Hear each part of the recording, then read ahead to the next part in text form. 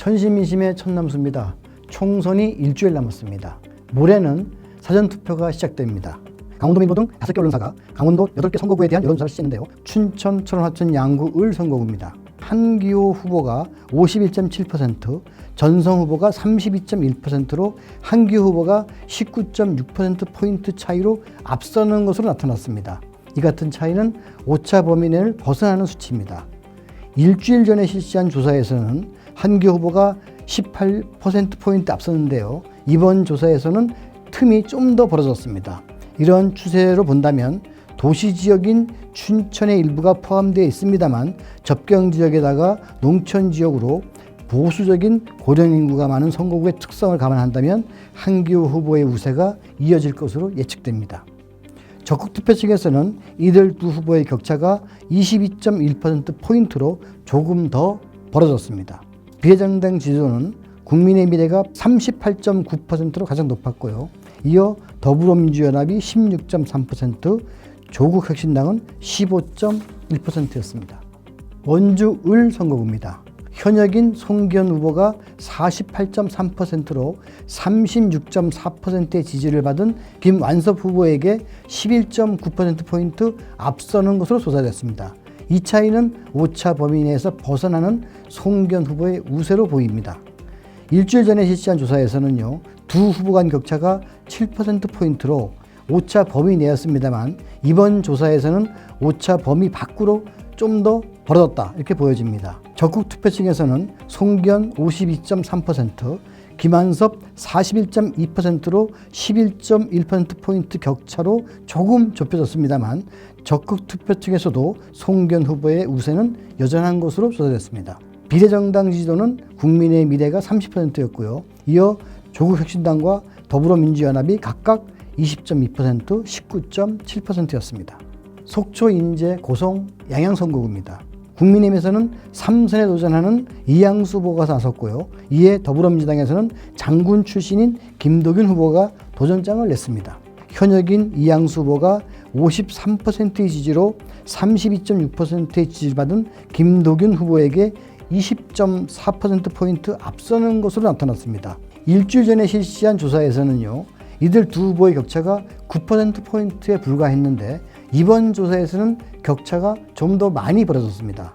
이양수 후보의 유세가 선거 투표일까지 이어질지가 관심입니다. 적극 투표층의 각 후보 간 차이는 21.4%로 조금 더 벌어지는 것으로 조사됐습니다. 비례정당 지지도는 국민의 미래가 40.3%로 가장 높았고요.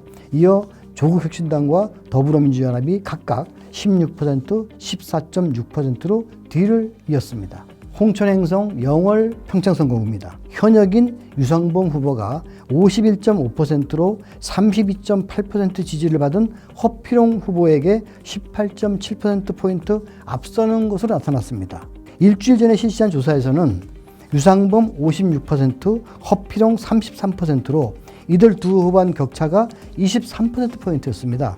이번 조사에서 18.7%라고 하니까 다소 좁혀져 있는 이런 상황이라고 볼 수가 있는데 그럼에도 불구하고 유상범 후보가 오차 범위 밖에서 우위를 보이고 있다는 것은 확실합니다.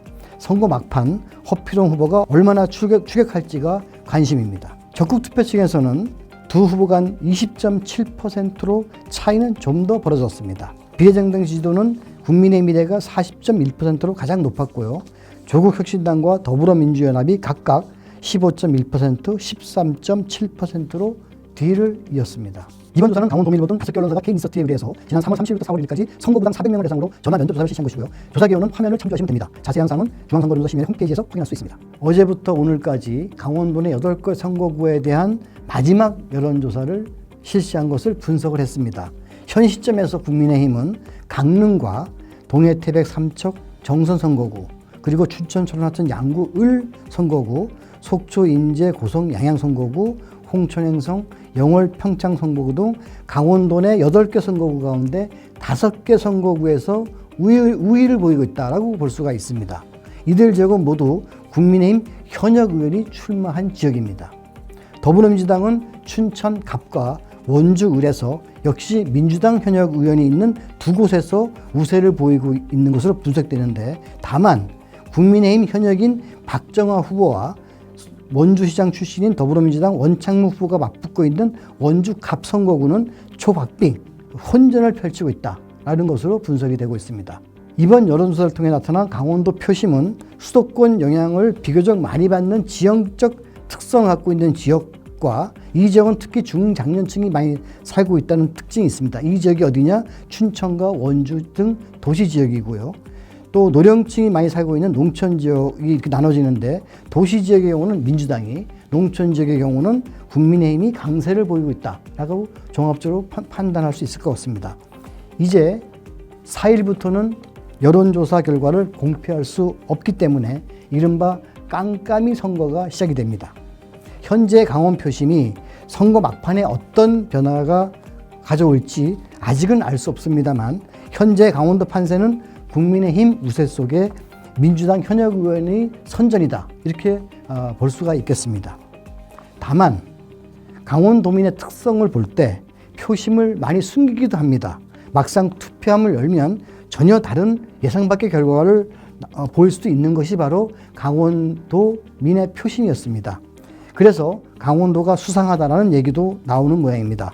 전국 판세와 함께 보수적 표심이 강한 강원도민의 민심이 어떻게 나타날지 궁금합니다. 지금까지 천시민심의 천남수였습니다. 감사합니다.